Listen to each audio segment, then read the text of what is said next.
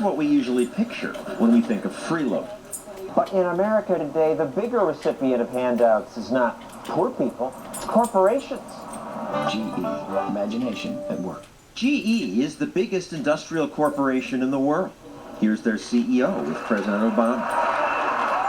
Jeff Immelt is perhaps the CEO who is most cozy with President Obama. And Jeff Immelt was recently named the country's job czar.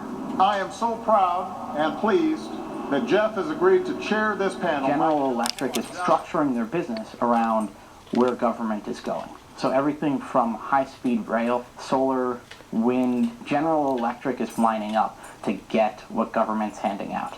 The New York Times reports that government handed out so many tax breaks to GE, thanks to their fierce lobbying, that despite billions of dollars in profit, they'll pay no taxes this year.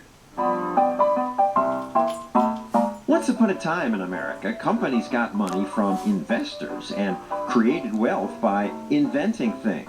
25 years ago, my friends and I started with nothing but an idea. Microsoft did that. They started with nothing and created billions in shareholder wealth. But then, Microsoft is free to compete and compete aggressively, but not unlawfully.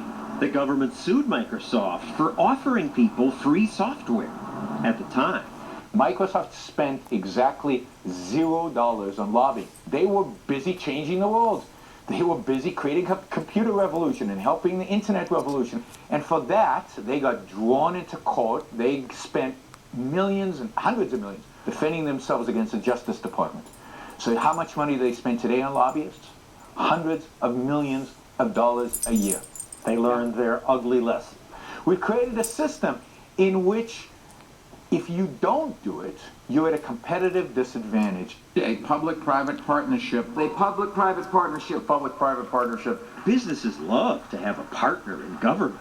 This little window maker must have loved the attention it got by having the vice president praise its products. You're not just churning out windows. You're making some of the most energy-efficient windows in the world. Think getting the vice president was a big deal? Heck, they got the president too. These workers will now have a new mission, producing some of the most energy-efficient windows in the world. Other companies don't get so much government help, but this company gave money to the Democrats. And one of their executives was married to an important Energy Department official. It sure is nice to get special government help. Thank you, Mr. Vice President, for your unwavering support. Left-wing think tanks criticize corporate welfare, but somehow green handouts, they're okay. Everybody wants to find a better fuel-efficient way to go about their daily business. The government's going to invest in certain companies to pioneer new technologies. That, I think, is not corporate welfare. The business is too dumb to invest in it without government saying, do this and here's help. The private sector will only invest if they know for sure that there is a commercial marketplace.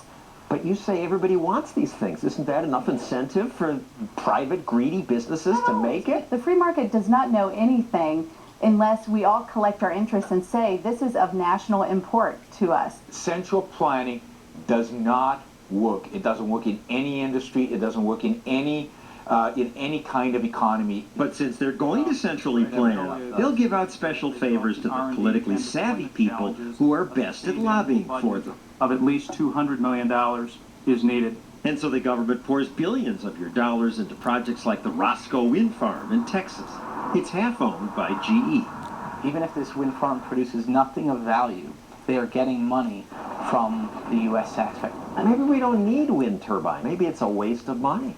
Well, maybe it is, but it should be one thing that we as a nation are investing in so that we aren't left behind.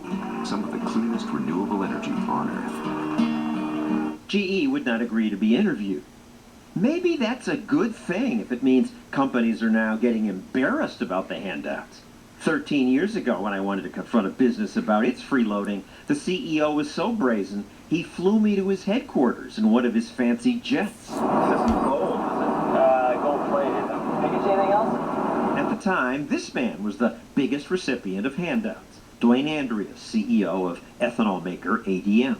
You're a pig feeding at the welfare trough. Why should I care? It doesn't bother you. Not a bit. Many beneficiaries of corporate welfare really believe that they're being paid to help the country. What I'm providing is so good that it ought to be subsidized.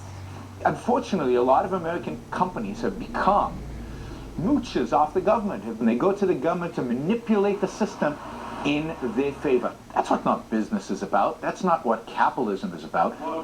But today, unfortunately, it is a way for capitalists to freeload. Businesses do it, and rich individuals do it. People like me. Coming up, the group that politicians have helped the most. What has freeloading done for them? Nothing good.